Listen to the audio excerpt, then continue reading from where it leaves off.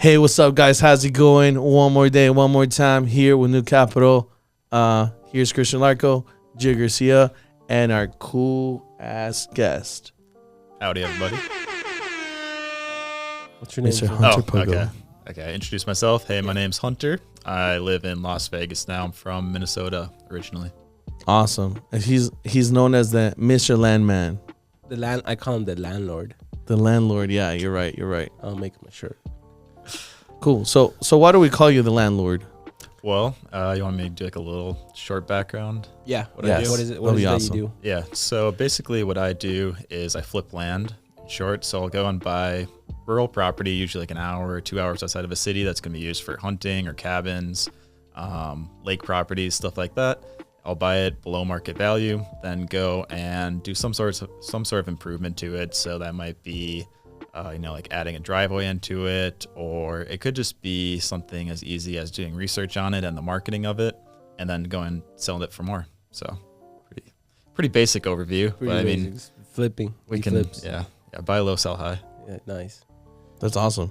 Why did you pick land instead of like what everybody else does, single family or multifamily? Yeah, I mean, that's the one reason. Everybody else does single family, multifamily, so you want to do something that nobody else is doing.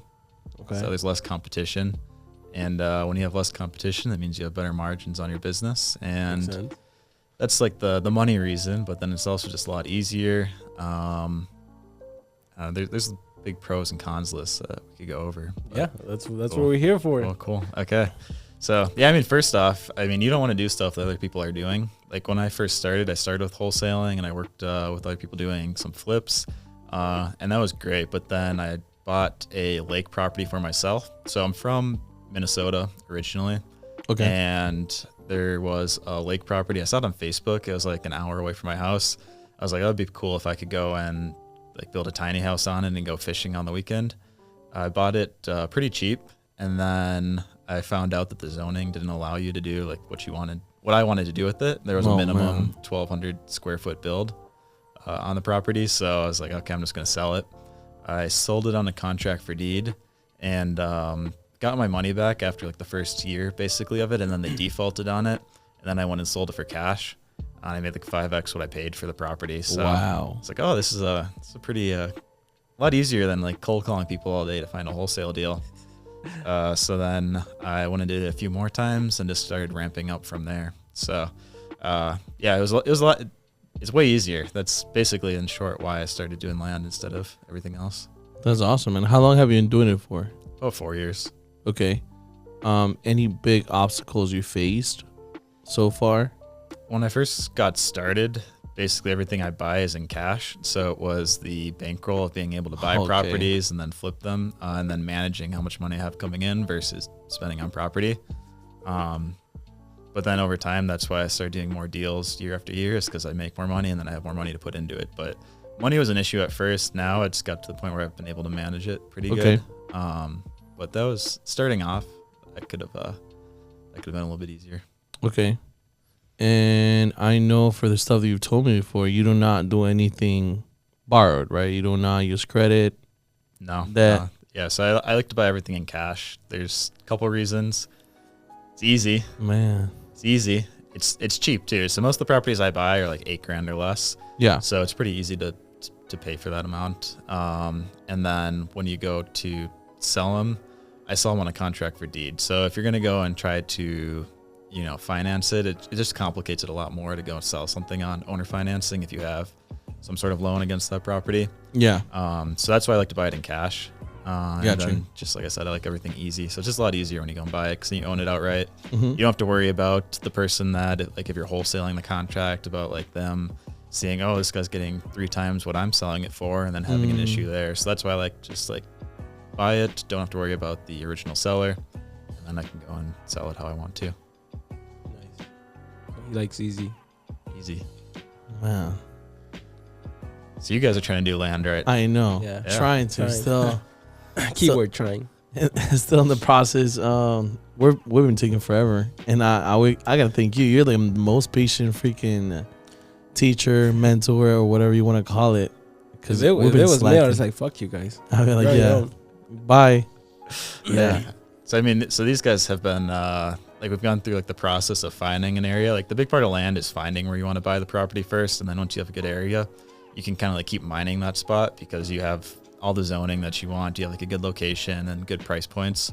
So we kind of found that area, and now what they have to do is actually mail the area because that's how you acquire the property, is direct mailing them. Yeah. And these guys are 2 weeks. it's been a few weeks now that That's more than 2 weeks. It's Yeah, like 3 More than weeks. 2 weeks. Jesus Christ. their homework is to actually send the mailers out, but they're slacking. Still in process. We'll get it done, and we'll talk about the results when we get it done. I know they're gonna be good because how many deals do you usually do per week or per month? The goal now is to do 2 a week.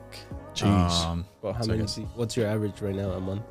It's a little lower. It's probably about 6-ish right now, just because summertime it picks up. Mhm. And then, so it is ramping up a little bit more. I've made a few more sales recently and buying a few more. So I'll probably try to go over that, 8 a month, try to get up to like 10 or 12 a month in the summertime. And then, winter it slows down again. But Yeah. So you're teaching this, right? I am. So how do people find you? You can message me on Instagram. It's Hunter Pogo, or have a website. It's selltheearth.com. Okay. And I started the website a couple months ago. Started doing the coaching, I don't know, 6 months ago, a year ago, maybe like a year ago, maybe. How's it going so far? How do you like the coaching versus actually doing the business?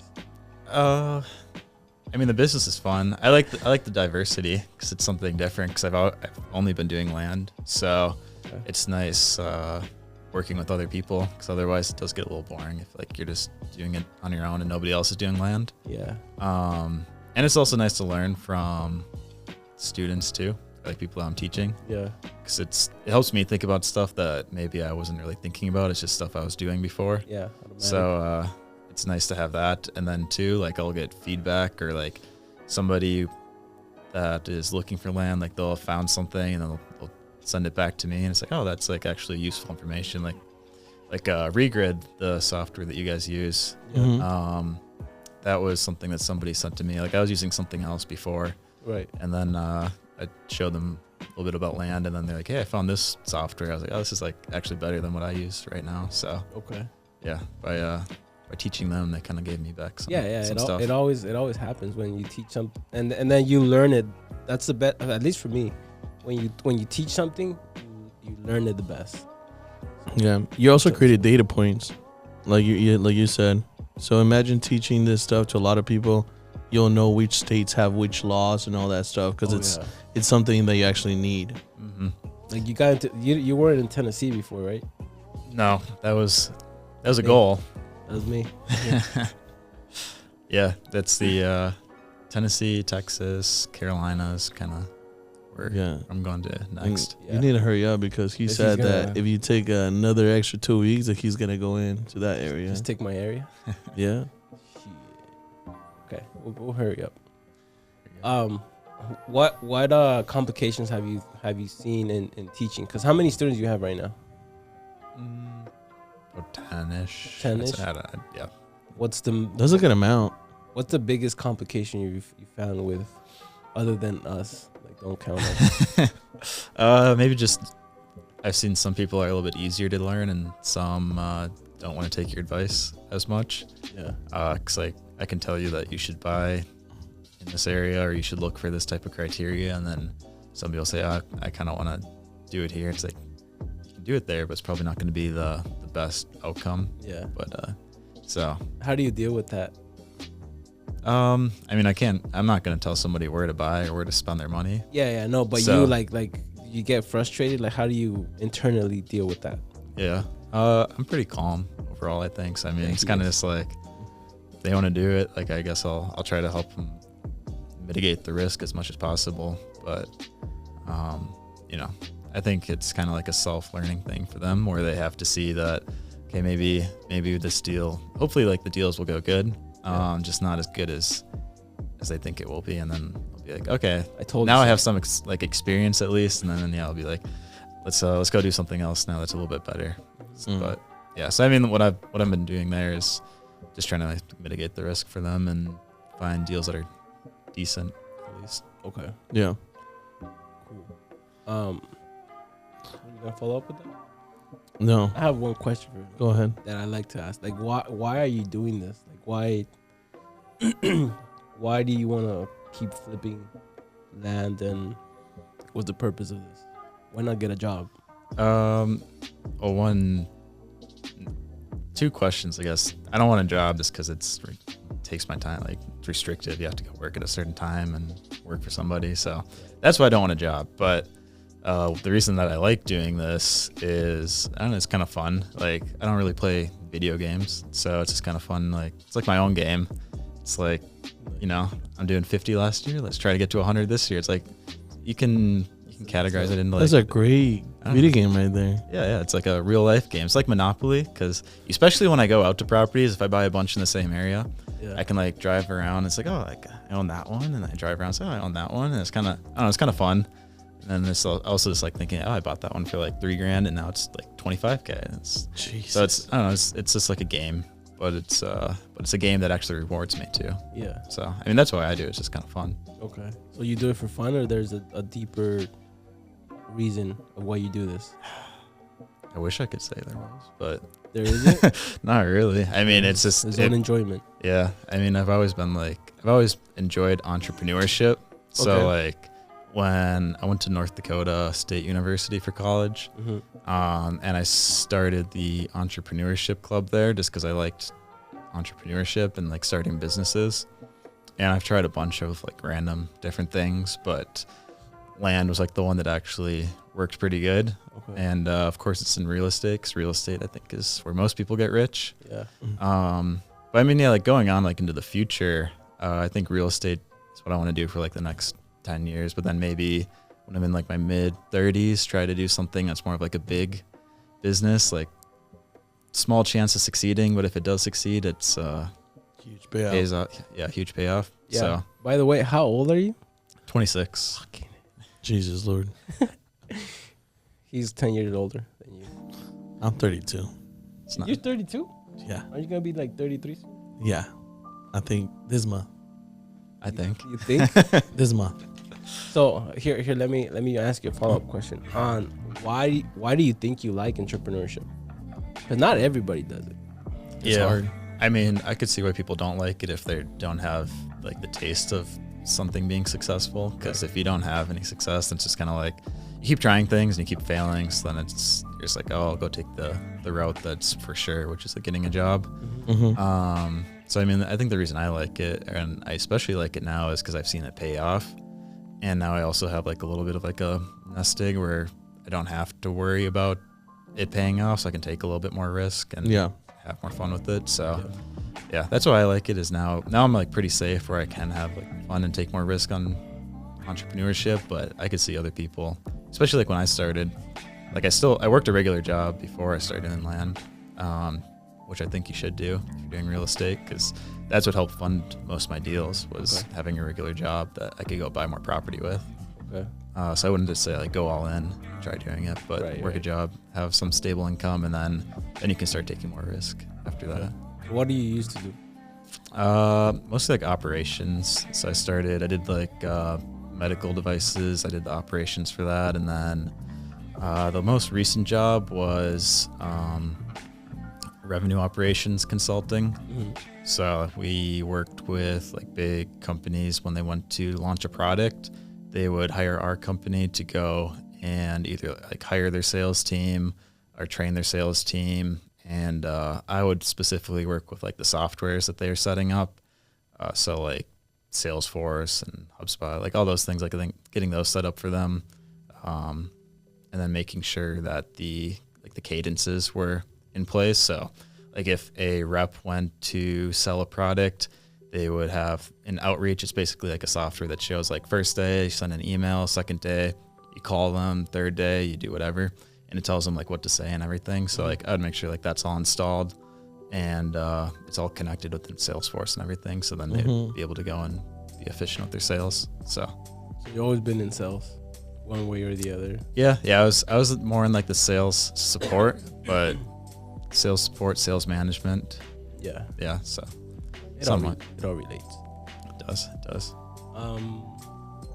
So I'm guessing you just never had any regrets not going to like the flipping side or the wholesaling side in real estate, right? No, but you tried it, right? You Yeah, tried and that's what I got started with was wholesaling. How was that when you started?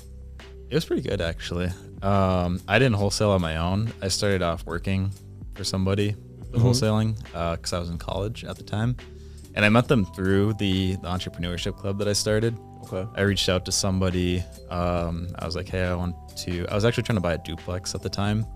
So I was like, that seems like what you do in real estate is buy rentals and rent them out. Yep. So I was trying to buy it, but I didn't like really know anything. So I was going to reach out to somebody that had came into the club that was like more of like a real estate person, like a real, like big in the industry in North Dakota. And they referred me to somebody else, and I was a marketing and finance student. So I was like, I'll do some of your marketing for you if you help me with real estate. And then it kind of transformed into me doing more like the acquisitions, like the cold calling and trying to buy properties. So that's kind of like where I started with that. And it turned out pretty good. Like the first deal I got was in like the first week of cold calling, like the first session that I sat down on. Yeah. We got two. I called the guy, and he had I was calling rentals that were on Craigslist. Yeah. So I go through Craigslist and look for people who had rental properties, and I call them up and be like, hey, instead of renting, like, just want to sell the house. And he's like, yeah, like I've had it for a while. It's been a lot of headache. Like, I'd be interested in selling it. And then we got a price that made sense. Then he's like, yeah, actually I own the house next door too. So like, if you want to buy that one, I'd sell that too. So we got two houses, and that was like the first week. So nice. I think that's why I liked like real estate. Which market was this? That was Minnesota. I was in North Dakota when I was doing it, but it's kind of like the western side of Minnesota. Okay. Kind of like a lake area. Okay. See, that's why you don't do marketing in Vegas. First session, 2 properties on the contract. Yeah. So first week. No, first session, right? First week or first it was I don't know if it was the first week for sure. It was either like the first session or second session. I don't know. It was definitely the first week. Yeah. Shoot. Because now like I talk to other people, and like they do like 1,000 calls in a day or something, because they have their dialer. Yeah. And I was like, when I first started, it was just like on my phone, like dialing people out of a list. Yeah. But I think that's like the one thing too, is like you can do 1,000 calls, but if you don't have a good list, you're not going to get any good deals out of it. Yeah. So that's like for land, 100%. like doing the research and having a really good list of people that you're going to go mail to. That's why you can get a really good response rate, is because you already did a lot of the research ahead of time. Yeah. So that was kind of what I was doing. And there I was going on Craigslist and looking at people who had rentals on Craigslist. Yeah. Not many people are probably doing that, especially like in the area in like western Minnesota, whereas most people are just going to go on where do most people pull their leads from? Just like batch leads or something. Oh my God. There's like a million ways. Yeah. Or list source. Yeah. So I mean, like, people just go there, put the same filters on, and then just call up that list. There's probably 50 other people calling it. In a market too, like Vegas, where there's so many people doing it. So I know. I think you got to find a good market that makes sense to do it in. To do that, right? Yeah. And I mean, that's one of the reasons why we network so much. We go to events. We just came back from one. And it's great to know that we're in a competitive market.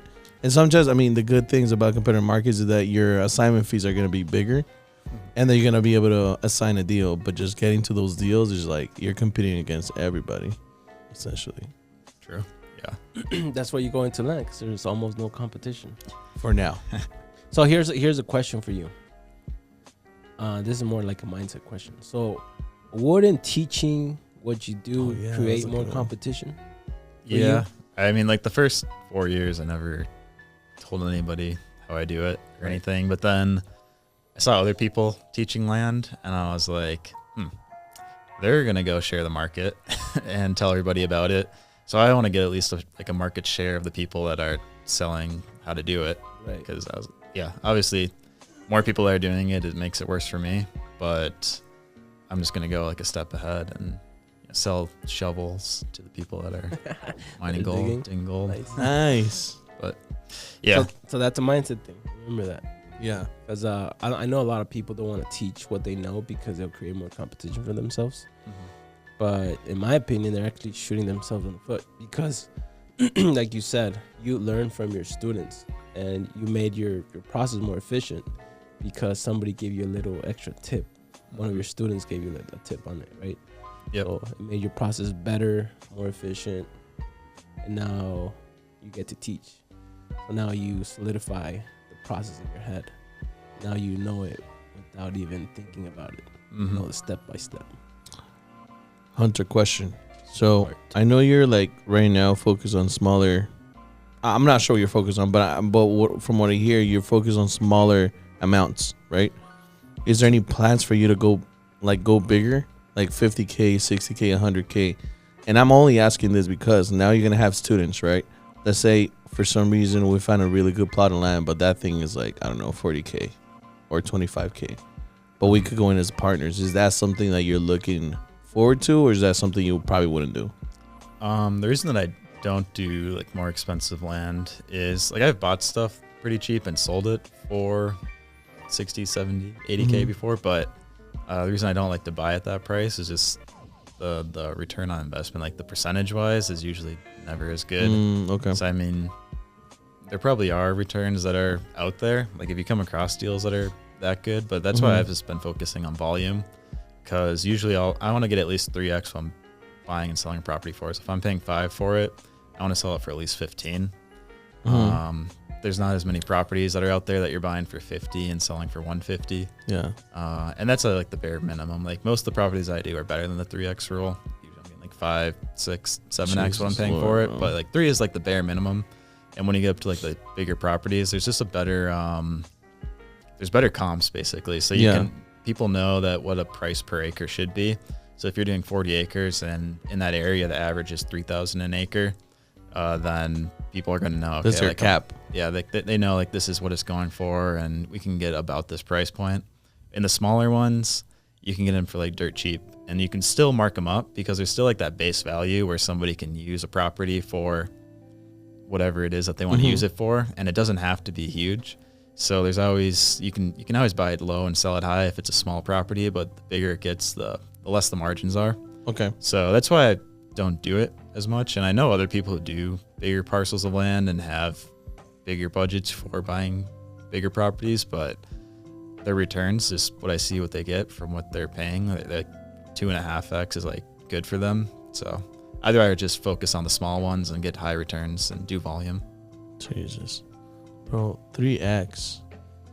So, Jesus, people are used to like 12%, 20%, 8% on a year, and you're like coming here with 3x. 300. Yeah, that's insane. I mean, asterisk note on that is a lot of them you sell them on a contract for deed, so you don't realize the money right away. But you could go and sell that note off. So, like, let's say have you done that before? I haven't sold a note. Okay. But the reason I haven't is just because if I'm getting a 20% interest rate, or depends which state you're in or which county you're in, what you can charge. But even if you're getting a 10% interest rate, I'd rather keep that compared to go and putting it in the bank and getting like 5% and a good interest rate there. So I'd rather just keep the loan. And the other thing too is people default on it. So so half the time people will pull out the loan from you. They'll do a contract for deed with you, and then a year down the road they'll decide that they don't want the property anymore. And with the contract for deed, you get to keep the property and you get to keep the money. So why would I want to go sell that note off if I could basically just keep the property and get the money for free for a year? So you're basically the bank. Yep. Yeah, it's like a entry level way to starting a bank, basically. So, yeah, I mean, I've never sold a note for that reason, but when I was first starting, if I had knew that I could sell notes off, that's what I would have done, because that's where I needed the money. Now I've got it pretty dialed in where the amount of money I have coming in versus the amount I need to spend. Yeah. Like I have enough cash to do that. But when I was starting, I didn't have enough money. So it would have definitely made sense for me to start selling off notes. So unless you're like cash rich and you're getting started in land and you don't need money, then you probably just want to keep them. But if you're getting first getting started, then you'd want to sell them off. Okay. That's smart. How'd you learn about contract for deeds? From the wholesaling? It was the first guy that I started working with when I was wholesaling. I forget what he was pretty smart. Cause he knew about sub 2 and like 2018, 2019. Like Okay. that was before most people were doing it. Yeah. So Before it was cool. yeah, so I was cold calling, looking for sub 2 properties in Arizona for him at the time. We never got one, fortunately, but yeah, I was calling up agents asking if they would sell, if the seller would sell the property sub 2, and that was nobody knew about it at the time, so I had to explain it to everybody. Yeah. Basically. Shoot. But yeah, no, so he was pretty smart. So he told me about contract for deed. Okay. What I was gonna ask you, on one of the videos that I felt targeted. You said if you're gonna do something, and it doesn't have to be specifically like buy and sell land, but the way you purposed that video was like, if you're gonna do land, stick with land. Stop doing sub 2, wholesaling, rentals, group homes, pad splits, pad splits, all that. Why do you think that? Which I agree with it. I 100% agree with it. But why? What's your experience with it? Because one of those is probably going to be bringing in like 80% of what you're doing, right? And the other ones are maybe making a few $100s a month or a couple, I don't know, whatever it is, like a small percentage of your income. So I'd rather focus on, for me, it's land. I'd rather focus on that because that's bringing in most of my income. And it doesn't make sense for me to go and focus on something that is only making like a small percentage. Yeah. And then you're also just going to get a lot better on it. So instead of like trying to diversify your income, I think you should just try to grow your main one, which is making you the most money. Right. And then maybe once you get to a point where it's self-sustaining and you might have reached like the most that you can make from that type of business, then you can start diversifying. But for me, if I were to go and like try to flip houses now, like I wouldn't make as much money compared to if I was doing land. Yeah. So I mean, it doesn't make sense for me to diversify. What's the 80-20 rule? Like 80% of your income comes from 20% of the activities that you do. Okay, perfect. I just wanted to put that on the podcast. And I know, I mean, you're making a good amount of money per month now. I'm thinking, would you ever buy real estate to like kind of just probably offset taxes? Or is that something you just like? That's kind of my goal for this year. Awesome. Oh yeah, because you can depreciate land, right? Yeah, that's the one downside about land, is not very tax favorable. Right. But yeah, this year the goal was to focus more on tax write-offs. You want some sub 2s or what? I was gonna ask you that. Gotta be deals. They are deals. I don't know. Deals. If they were deals, you guys 3x would deals. 3x deals. I don't know about that. Yeah, like for you, it's not a deal. But that's gonna be hard in like Vegas, especially. Jesus, this is like 8% return. It's not a 300 return. Tough. Yeah. Tough. Shoot. Tell us about. I mean, I'm not sure. It seems like pretty much everything you've done. I don't want to call it luck because I'm pretty sure you've worked hard for everything. Have you ever had to pretty much like hit rock bottom to pick yourself up, or has it just been like kind of cruising and chilling? I've always been like kind of Dave Ramsey-ish, even though I don't like agree with him. Okay. But I'm always very safe with like everything. Okay. So it's never been rock bottom, I suppose. I mean, Damn. like it's not like I was gifted a bunch of money to start off with. Like I just worked pretty hard. Like I was always working like 4 jobs at a time. Like I was in college. 4 jobs? Like 4? Yeah. Like when I was in college, I started like I was multiple clubs, like business clubs and entrepreneurship clubs. You started them, or? I started the entrepreneurship one. The other ones I just were like members or like did something in them. Okay. But so I was always doing that, and I was working like multiple, like as many internships as possible. Because I was like, when I go to get a job, I want to have a bunch of experience starting off. So like I was doing like, I was a leasing agent. I was like a marketing, I don't even know what the role was called, marketing stuff. I was flipping like cars and shoes and a bunch of stuff. Jeez. So like I was always like working, like just like grinding really hard. Like I was in high school, I had like a lawn care business. Because I saw like at the time like jobs would be like $10 an hour would be like a decent job. I would go around and put flyers under people's like car windows, be like, hey, do you like lawn mowing? And one thing that was like a really profitable thing at the time was removing dead bushes from people's yards. Like you could charge like $50 a bush, and they have like multiple bushes. You could get a couple $100 and only be a few hours of work. But it's like I was always like doing stuff just to like build up capital. Yeah. because I mean, it's, if you just look at like compounding interest, like the more money you have, the earlier, the easier it is to make money in the future. Definitely. So 100%. So yeah, I mean, making like the first 100K was like the hardest part, and then just keep investing that into, for me, land, and then it just gets a lot easier. So it was never really like hard. I mean, I worked a lot harder probably than most people at the time. Yeah. I didn't really game too much or anything. It was just working on side businesses and jobs, and Do you think that maybe that's what kind of, I mean, separated you from the rest? Because I mean, you're 26. You probably started this at 22. At 20, You were in high school when you started. I mean, I was doing stuff in high school, but I started real estate. I'm talking about land. Oh, land, like specifically land. I mean, at 22, like you're young, bro. So I mean, at 22, what were you doing at 22? I think I was still in college. Yeah, I was in college still, but I didn't have that mindset, you know. Okay. So it's kind of crazy that you already had that kind of like mindset, like so young. Yeah, I mean, there's other people like you meet at real estate events that are like in high school, like looking at real estate stuff. So. I know, but they get distracted. I don't know if you paid attention to them. They're well, at least the ones that I know. They get really distracted. They're like they have the shiny object syndrome. Like, ooh, let's do this. Ooh, let's do that. This new. Oh, let's try that. Mm-hmm. We have a little bit of that. Yeah, and also not gonna lie to you, it's just that you started clubs for entrepreneurship. Now, for most people, they're like, "Oh, you started a club. That's cool." Like, but to me, that shows leadership, which a lot of people don't have. True. Yeah, so I mean, you have to kind of like be self-motivated. Yeah. One thing. Why do you think you're self-motivated? Was that taught in your house, at your family? I mean, yeah, I have a good family. So I mean, I don't know if self-motivated was like taught, but I mean, good moral support. So again, I think for me, it just comes back to like wanting to have fun with it. But I always had good support, which was nice. Yeah. Do you have brothers and sisters? I have a sister. Yeah. Younger? Yep. Okay. So you were like the favorite one? You know, I'm not gonna just kidding. First child. Okay. Yeah, of course. First child over the. You're I'm the only child, so that's the only child. I don't have to compete with nobody.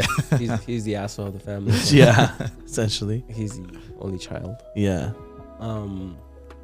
So what do your parents do, just for context? My dad's retiring in 2 weeks. Okay. But he did do like local government, like contract negotiations and finance type stuff. Okay. And then my mom works with special needs people. Okay. Like a group home. She does a lot of like taking on like trips and vacations, and then it's also just like group home stuff. So. Okay. What do you think? What do you think? Like growing up, were your biggest influences? Dave Ramsey. I never really like watched much Dave Ramsey. It's just I know he's very safe cash investor. So that's why I say like Dave Ramsey, but I don't really watch too much of his stuff. Yeah.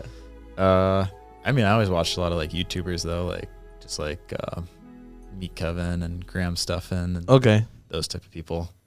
So they were good. Like I think the thing with those, like the YouTubers that do stuff that are like businessy, like it's nothing like too specific, like telling you like this is what you have to do, like this is this, but it's just kind of like gives you an idea of like all the different businesses there are. So I was gonna tell you, you're probably a better investor than Graham is. Not gonna lie to you. Have you met him yet? I haven't. No. Tell Spencer to hook I know up. Spencer's got to do that. Yeah.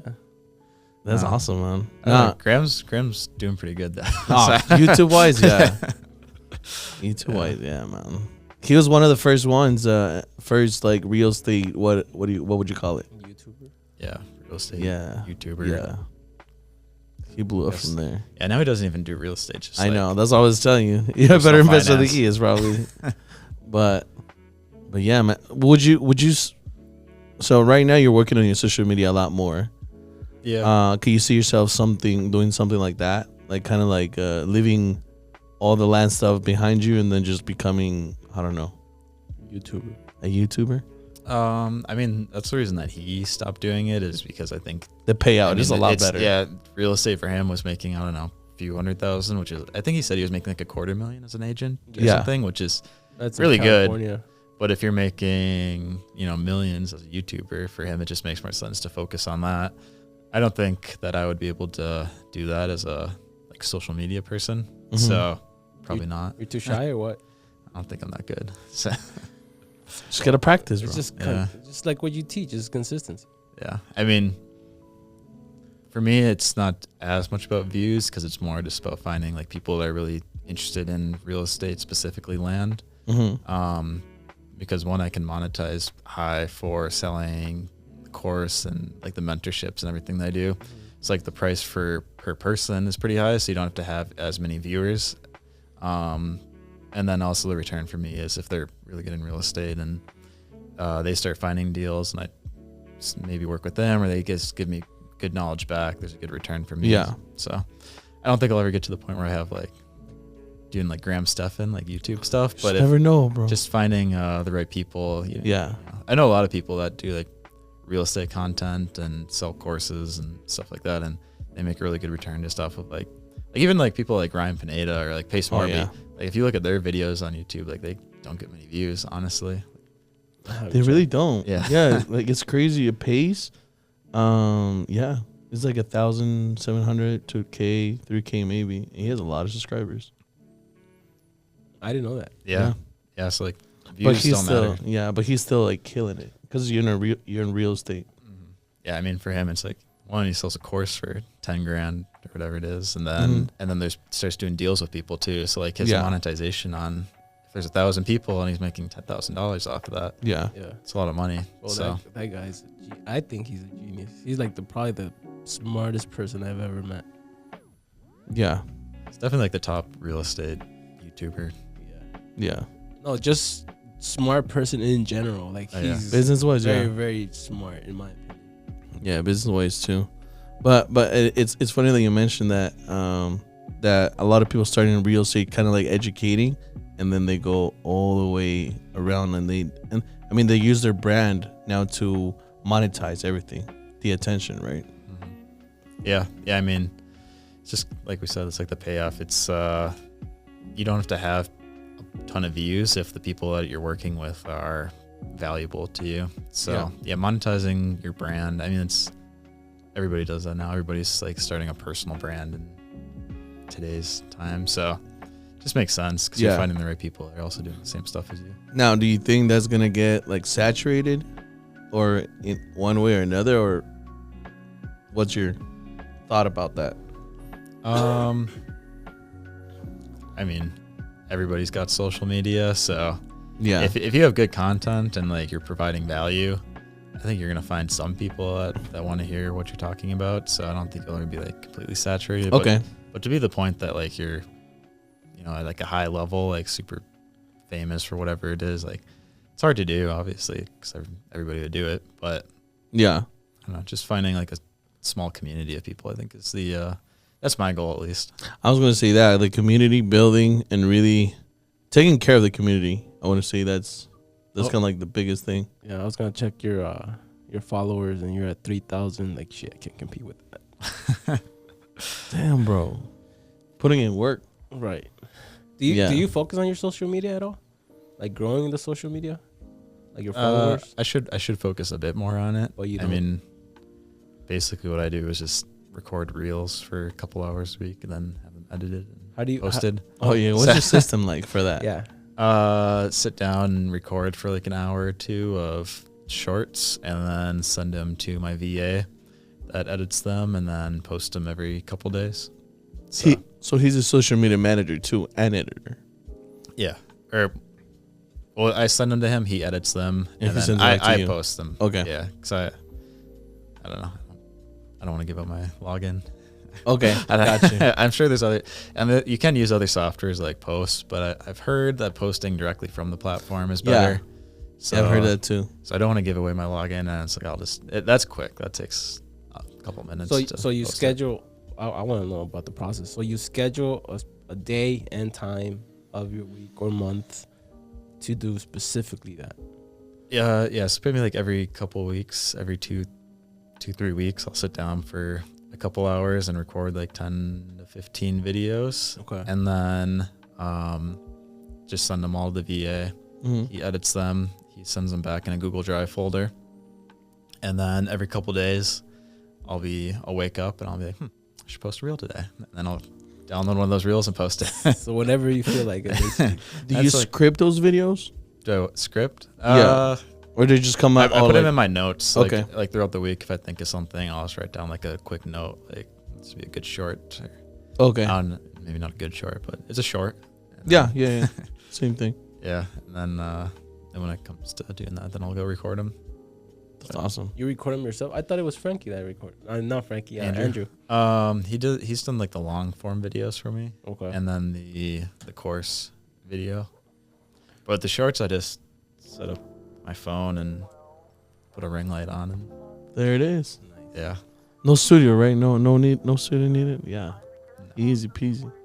Yeah. So that's have you seen your videos where like the camera's there and he? Yep. What are you looking at? I saw some video before. It's like, don't look at the camera because it makes people nervous. It makes people think that you're selling them something if you're looking directly at it. Because really? people were accustomed to it, and then also it gets people to comment like, "Why aren't you looking at the camera?" so you get some engagement. But I stopped doing that because it was kind of weird. I kind of like it because I feel like when you're looking sideways, like I don't know, for a reason I feel like I'm a third in that conversation that you're having. Yes, that. So you're not talking to me directly, but I'm just there, like, chilling, just listening to you talk to someone else. Like in the backstage, you know how people want in the concert, they want to be in the backstage. Yeah, like that. Oh, I'm you're important because I'm in the backstage. Yeah, I mean, that's probably like the mindset of like that video I was saying that where I heard it from, but you probably execute on it better than I do. But we'll see. I keep begging this guy for millions. Oh, I told him, hey, like we need to do a talking head video, and he's like, what is that? We already create content. We have a ton of content. I'm like, no. This is talking head. Yeah. I'm like, no. He's like, oh, what Hunter does? I'm like, yes, that's talking head. Bro, the thing that, like, I do all the operation. Like, when do I have time to do? Get out of here. We got to do it. So they're hiring 1 hour. The VA, right? Hiring a VA to do your editing too? To do the video. We already have an editor. We already have an editor. Yeah, we literally need to create the videos and send it to him. Just record them. Oh, yeah. That's easy. Like, you can easy for you. do it right now, just like after this. Yeah, like last night I went to bed like at 1:30 a.m. Like 2 a.m. My boy don't sleep. And if I don't sleep, I don't perform, man. The next day I'm like, yeah, you gotta do this. Like, I'll do it. Yeah, we're not 24 anymore. Yeah, you're 26. 26. I mean, it takes a minute to record a short. It's not even a minute. I don't know what to say though. He's like, oh, like we have to write a script. I'm like, you don't. You have so much knowledge in your head. Exactly. That's a problem though. Like I don't know. There's so much things I can talk about. So I don't know what here to it is. Here's what someone gave us this advice. I don't know if you remember that. So they will bring in a random person, like that didn't know anything about real estate. So then they'll have the person ask questions to pretty much essentially you or me, and then you'll answer the question to them. Basically a podcast, bro. That's same thing. Not really. Is it not? Because this guy knows a lot about real estate. Oh yeah. Yeah. Also, okay, I see what. I think I saw Ryan Pineda's video. Like he said that. Yeah, he does that. Like people ask him a question and then they just record his answer. Yeah. I don't think they record the person asking him the question. Yeah. But it's just like they're prompting him and then he'll talk. Exactly. And then they'll record that. See, here's the issue. Is because, for example, the three of us right now, I don't think there's anything I could teach you, or like I could teach Hunter, right? There's a lot, probably. Yeah, exactly. You said put your land in a LLC. That's for yeah, maybe that. But you don't know how far away you are right now from the normal people. Right. So sometimes you need the normal person to ask you, is like, oh, hey, what's a PITI? You know? Yeah. That's a whole video right there. Huh, I guess. Yeah. You know what that is. So like. Yeah, what's he escrow? does. How do you start? Like I've had a question like, how do you start escrow? What does EMD mean? I had no clue. What is it for? He doesn't know. Like what? Yeah, escrow. How to start escrow? Like I had no clue before. Yeah. He doesn't know what the process is. Like when do we Now do I do. EMD? I do now. Like at the end. I do now. But yeah. I mean, you can have different levels of content. You can have like the really intro level stuff, and then you can have some more videos that are more in depth. Yeah. I mean, that's kind of what I've done. But you focus only on land though. Like we know a little bit of everything, so that's an issue. Like, what do we pick one? Just do Well, everything. I mean, if you want to have content, you have to have like the big thing is like having a way to monetize it. What's the way? Why do you want to post videos? Like, what's the point of it? What are you trying to get out of it? Followers. Ooh. I want to be an influencer. I want to be. He wants to be the Hispanic Graham Stefan, yeah. Stefano. How do you Yeah. monetize that though? What? I'm just kidding. Because that's what you got to figure out. I mean, you can want something, but Yeah. how are you going to monetize it? Because otherwise, it's just you're spending money for no reason. Yeah. And that's one of the things that I was telling them. Like what we talked about is we're creating content, and it's mostly for like what kind of entertainment. content you call it? Entertainment. It's hype hype. Like, oh, like this is exciting, or we're doing like a deal or 2 deals, but like there's nothing of substance that we're providing yet. We have had Zooms where we actually educate people and everything, but we have not even highlighted that at all anywhere. So that's the kind of stuff that. So for example, like for me, a way to monetize it is like we know how to do a lot of stuff here, like group homes, bat split. So there's some properties that will be really good for that. So we could find buyers for those properties that way, you know? Buyers. Okay. Yeah, So you wanna providing build up a education buyers that way. list. I mean, and later on, maybe a course. I don't know. Maybe go down that route, which I don't think is a bad idea. But yeah, Yeah.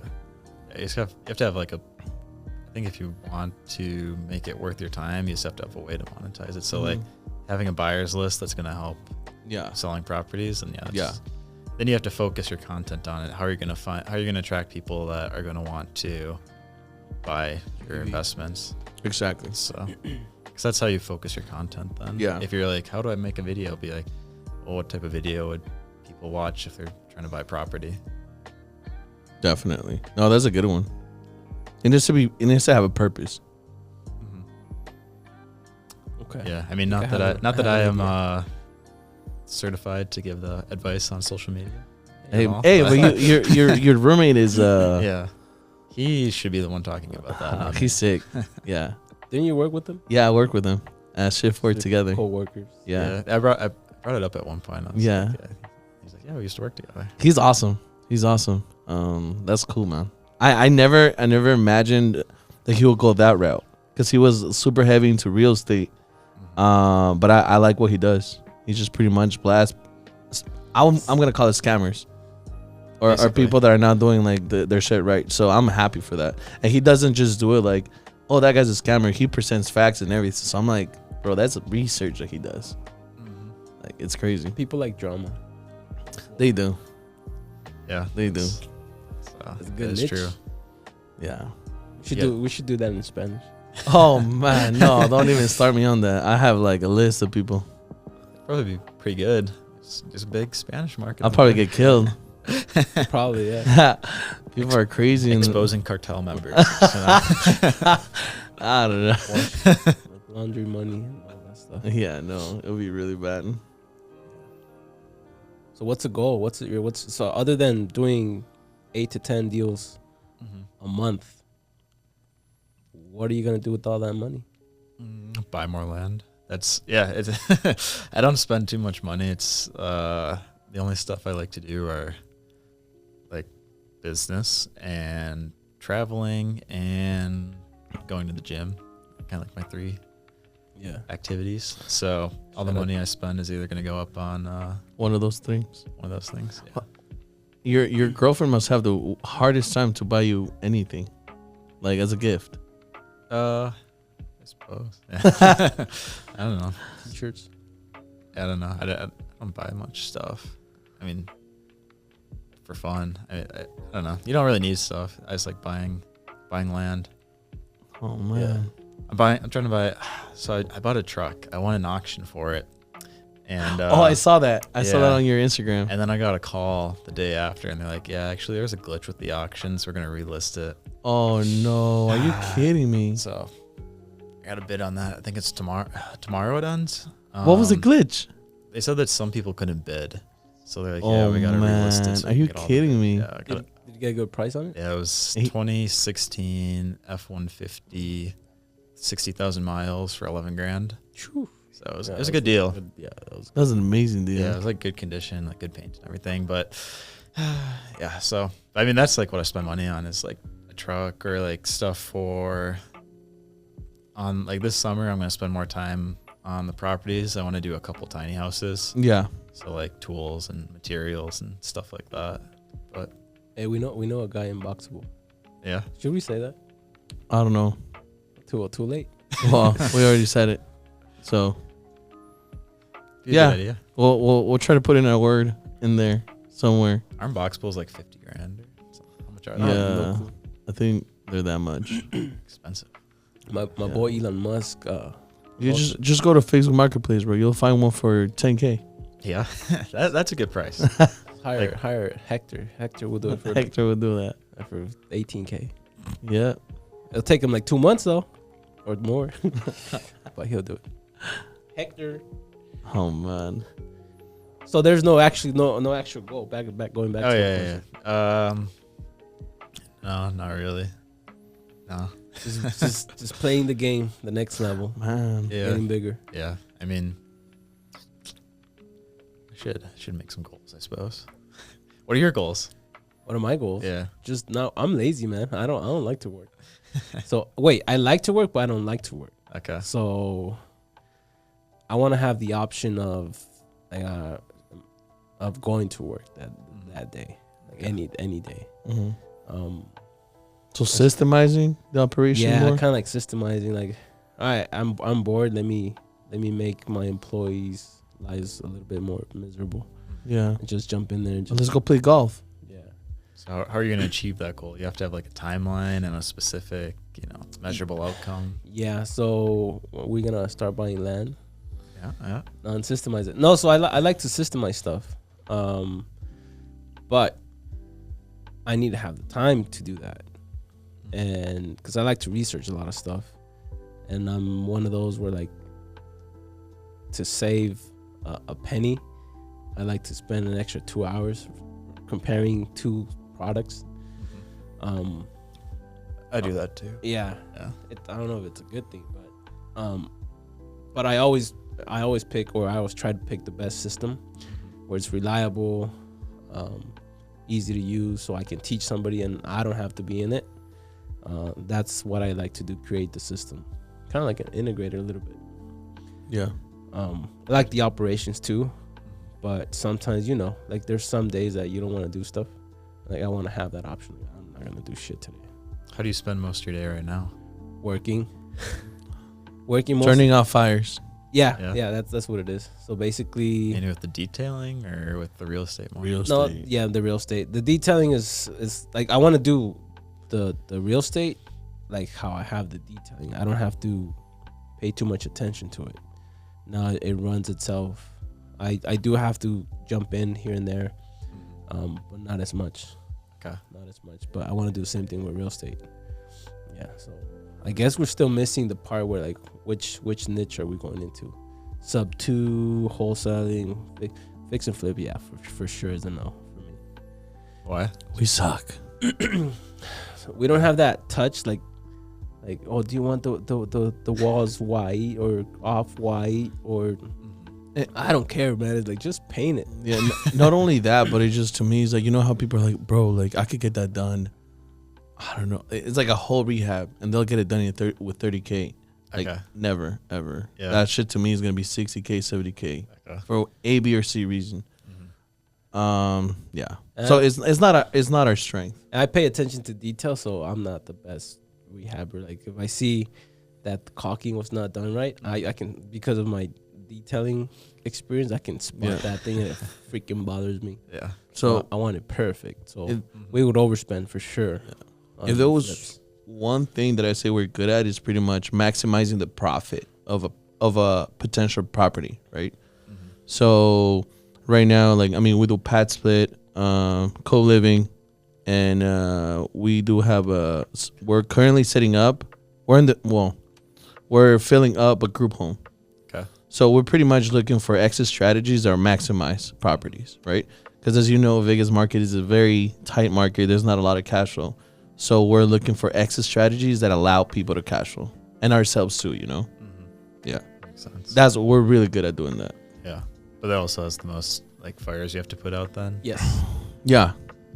But you need to have, well, my vision is have somebody put out those, or at least filter the small fires, where I only deal with the big ones. Yeah, that's the goal. Yeah. How would you find somebody that does that you can compensate well enough? Because that's basically just like doing what you do right now, right? Like, Yeah. So you'd have to find somebody to do it for you, and it seems expensive. It's just a system, basically. If this happens, do this. If this happens, then do that.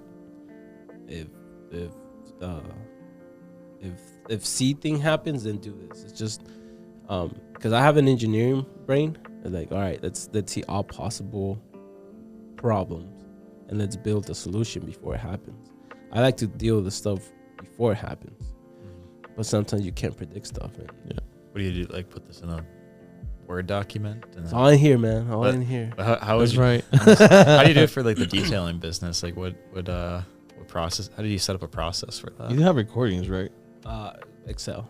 Excel? Yeah, Google Sheets. Okay. That's my favorite thing. But basically, since I did it, so I went in there. I actually detailed cars for 2 years, so I knew like all possible problems that can happen, and I built a solution for it. Okay. And then now we train them with all possible problems, like the small problems and big problems. Like one of the big ones is like usually like the vacuum will fail out of nowhere, and it typically is like where I'm like the furthest away from that person. Like, hey man, when I started detailing cars when I was 12 years old, I used to use a wet rag and just elbow, just do the work. Yeah. And now people are like, oh, if I don't have a vacuum, I can't do it. Like, yes, you can. So here's how you do it. It's gonna cost you a little bit more energy, but it still can be done. So I have that problem solution sheet or process for that, and that's what I want to do for real estate. Yeah. Okay. And I want to there's more problems. Yeah.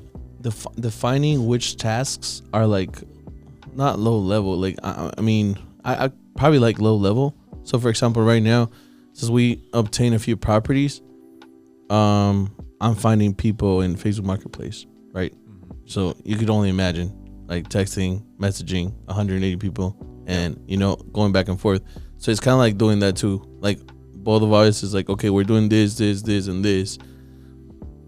3 of these things are low level, and we could probably like give it to like the VA or the assistant to do those, but we focus on other stuff. And also, it's also scary. Like, how do you do this? It's also scary delegating stuff. Yeah. Like, especially the important stuff. Like, if it fails, then the whole system falls apart. How do you deal with that? With you delegating How do I deal with that? stuff to your VA? It's kind of like what you're saying, Christian. It's the low level stuff is what I'll delegate. Basically, the only things that I want to handle are where I'm spending the money. So I'll spend most of my time on looking for the properties and actually like talking to sellers. It's the buy side. That's where you make basically all the money. And then the VAs that I have, like I've set up some systems. So it's like if I have a new listing that I want to get marketed out, I'll send an email just like, hey, we have a new listing. Here it is. And then the VA will go and post it on Facebook and Craigslist. They'll create the social media for our social media pages and like the email campaigns that we do and update the maps that we have. And like everything that needs to be done basically is just like we set up the systems. I use videos for most of mine. So it's like I'll record I use Loom. It's just the software. You can record your screen and picture. And then like I'll walk them through like, so if we need to write an email, like we'll use MailChimp, we'll go here, we'll edit this, do this, and then we'll put that in the archive. So then if I ever need a new VA, the one I've had that does a lot of this, I've had for a couple of years, really good. But if I need a new one, like we have all this stuff in the archives and that process is like ready. So if I have to list a property, for me, it's just like one email I have to send out and then it gets listed in all these different places. So that's what I try to have the VA do is like the easy things that aren't a risk of me losing money, because those are all things that can be automated, and then I just focus on the money aspect of it. The acquisitions part. That's smart. Were you ever scared of that they're gonna screw up on? Let's say you told them a price. Let's say 5,000, and they listed for 500. Example, right? Have you ever had that fear that they're gonna make a mistake like that?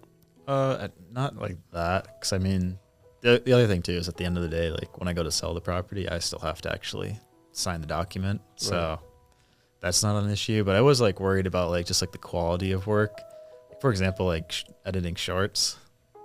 I was like, I don't really want to have an editor because they're not going to know how to like cut it up correctly. Yeah. And then I hired an editor, and they're like, did it way better than I did it. So it's like, okay, like that's what they're good at. So Yeah. Okay. like delegating that to them was just like, okay, it makes sense to delegate some of the work to other people.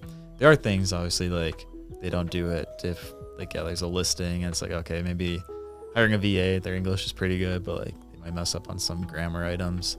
So like every once in a while there's like an error like that I have to go and talk to them and be like, hey, if you ever do this again, make sure you do it like this instead. But then we document it in usually like the video, and then they just get a little bit better every time. Okay. So you always have to manage them a little bit, but they improve over time. Okay, nice. I got an idea from what you just said for our system. That's awesome, man. So, what would you recommend, or what one piece of advice would you recommend a new investor trying to get into land? Don't force yourself into a market. Like find a market that makes sense and a deal that makes sense. There's a lot of deals out there. It's not very hard to find a deal, just as long as you look in enough places. So if you like live in Vegas, don't go and be like, oh, I'm just gonna go try to buy a lot in wherever and make it work. Like don't try to buy a lot here just because it's like I want to do it here. Yeah. You have to find something that actually makes sense. So like if you're trying to flip a house, for example, you can't just buy like any house and be like, I want to flip this house. You have to find a deal on that house to flip it. So it's the same thing with land. You actually have to find a deal. You can't just flip any piece of land. It has to be a deal that you're flipping. So that'd be the advice. Okay. Find the deal. Don't just do it anywhere. So where do you teach how to find deals again? Selltheearth.com. Okay. Yeah. Otherwise, you can go on like my Instagram or my YouTube. Hunter Pogo is my Instagram, and post those shorts. A lot of videos there, and then I have a few videos on YouTube too. I'm gonna try to post more this summer, especially when I start going out to a lot of the properties and getting some work done on them. I'll be posting a lot more long form content. Okay. But yeah, you can see a lot of free stuff there. But then if you like really want to take it serious, I'd just say, get the course. Spend the money. Yeah. Cut it short. Cut the time, the learning curve shorter. Yeah, that'd be my recommendation. What do you think about people that say they never invest or they never want to spend money? That they just go on YouTube and find all the right information? Yeah, I mean, I never bought a course on land. Mm-hmm. So, I mean, like you can do it yourself. I've bought a couple other courses. Just it was mainly more for me, just like see how they run a course. That's the reason I bought them. But I mean, I was buying it for a reason because I was trying to learn something out of it. But yeah, you can find a lot of stuff on YouTube. Like especially if you're just doing something like mainstream, like flipping or wholesaling, like that stuff's all on YouTube. The only nice thing about a course for those things is like they usually will like put it into a nice process. So instead of you like spending your time searching for stuff and trying to find it, it's all organized. It's like that's the reason with my course. Like one, there's not as much information on land flipping out there, so I know I have stuff that other people don't do because I started it myself. I didn't like learn from anybody else. Yeah. So I do a lot of stuff differently than other land flippers. But then I also try to organize it into like a way that you can just like follow along with what I'm doing. Okay. I'm adding on there too. I was recording yesterday, just like an A to Z process of like, not as edited, just like me first finding an area and then me setting up the mailers, then me talking to the sellers, then me buying it, and then that's awesome. Me selling it. So it'll just be like raw footage of me like doing everything. But I mean, for me, it's like my course is $1,000, and that should be everything that you need in there. Yeah. And I mean, most of my deals, like, if you do one deal, it should pay for itself. Yeah. So it's like, I don't know. For me, it seems worth it for me at this point.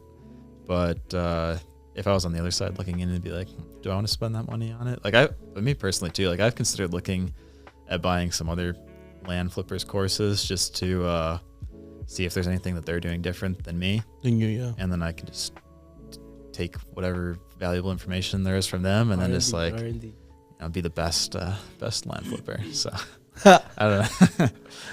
So yeah, I don't know. I think it's worth spending money on it if you're going to do it. If you're just going to like buy it and not do it, then. Looking at you, Christian. I'm looking at myself.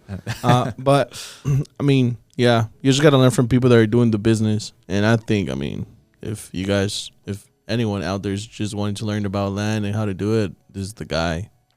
You know, you've been doing it for 4 years, profitable, making money.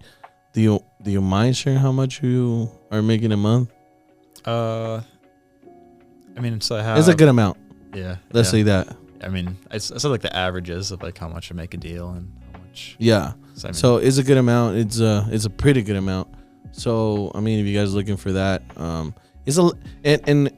let's compare land a little bit to what we do, right? So we hold a few properties. I have a few properties on my own. Gio has a few properties on his own. You have to deal with tenants. You have to deal with repairs. Just I think a month ago, I had to redo like sewage line. The total cost for that was $16K, and the insurance covered $10K, and I still had to put $6K on it. So now what you do is land. So would you consider that to be almost like truly passive? Because when people say real estate's passive, I'm like, I don't know. It's almost there. It's never 100%, but yeah. Like so when I sell stuff on a contract for deed, most of my contracts are 3 to 8 years on average, usually around like 5. Okay. And with that, like people are making payments to me monthly. The nice thing is, yeah, there's nothing to really manage because it's a forest. So I mean, there's not much that they can't destroy it. There's no maintenance for me on that end. Yeah. There's a few things that pop up every once in a while. There might be like some unknown zoning issue that we found out about. Then I have to deal with that, or the tenant they're not really a tenant because they're buying it. But we'll just call them a tenant because it's easy. Yeah. Maybe they stop making their payments, and then you gotta like send them the reminder that they gotta pay, and then you might have to like go through the whole process of foreclosing on them. But other than that, it's pretty passive. The downside again is the contract ends, and however long you have it for. So after 5 years, then that passive income source is gone because then they own the property outright, and then you got to do it again. So it's pretty passive, definitely more than regular real estate. How many contracts for deeds you have out there right now? I think about at the moment it changes every month, just because I sell some, and then some people cancel theirs, some people's finish. I think it's about 40 right now. Jesus. That's all I gotta say. So it's like 40 little rental properties, kind of. Basically, it's like a rental property that I get for a couple grand. Oof. We have 2 notes, and I love them. Imagine having 40 of them. 40 of them. Jesus Christ. But you keep yours for, I mean, if you have a rental, you keep the rental forever. These will go away in a few years, and then I just have to keep getting more. So our notes too. Like I mean, your notes. They can refi. They can sell it. Mm-hmm. So it's average is 7 years. Okay. Yeah. Same stuff. But having 40, I can have 10 and just sit on my ass and do nothing. Kind. Yeah. I mean, that's why you want to get some rentals though, because that's like long term. Yeah. And you have those forever. And 30 years from now, when market rent is way higher, then you got it paid off, and that's just free money at that point. So exactly. The Dave Ramsey way. Yeah. We don't follow Dave Ramsey. We're super. Yeah, we're like the opposite. Super risky. Super risky, dead up to the yin yang, but we'll make it work. What does Brian Cal say? Like high risk, low reward. High risk, low reward. Sometimes. Sounds stressful. A little bit. That's why we're losing hair. Look. That's why I have to be like this all the time. All right. It's been an hour of good information and everything. So, is there anything you want to say before we end the podcast? Let's see. How long till you guys post this? Probably a week. A week? Yeah. 2 weeks. All right. Before you post it, you should finish your mailers. Okay. Awesome. Because then, I don't know. That's just the challenge I have. No, for we you. definitely will. Where's the list at? I don't even. I just replied to replied it. to it. in Okay, the, cool. Instagram I got it. group. Yeah. Perfect. We'll definitely do that. Yeah, and then next time you guys do a podcast, you can be like, all right, we mailed out everybody and update you guys. And we got some leads back. Nice. Yeah, so that's Perfect. the goal. We'll do it, bro. We'll do it. Just give us a chance. Give us a chance. That's the obstacle we always run into. Like, there's always a bottleneck somewhere, and that's it right now. Perfect. Yeah, but we'll be good students, promise. I promise you. All right. So with that, we're gonna see about everybody. Thank you, Hunter. You're a beast, man. And I love having different types of people here, just because every single time I have someone, especially someone like you, you're successful, young, and a way different mindset. So me at your age, I was doing other stuff. So, but yeah, man, you've managed to create something amazing, and props to you, man. Like, the course is awesome, the information is awesome. Yeah, that's cool, man. Cool. Thank you. Yeah, people should. I would like my family, like the younger members, like to do what you're doing. Like, you would be like the goal to follow. Yeah, At your age, like yeah. You're super chill. Like, it's crazy, man. the Dave Ramsey way. The Dave Ramsey way. Thank you. All right, guys. All right, man. guys Thanks so later, much man. for being here.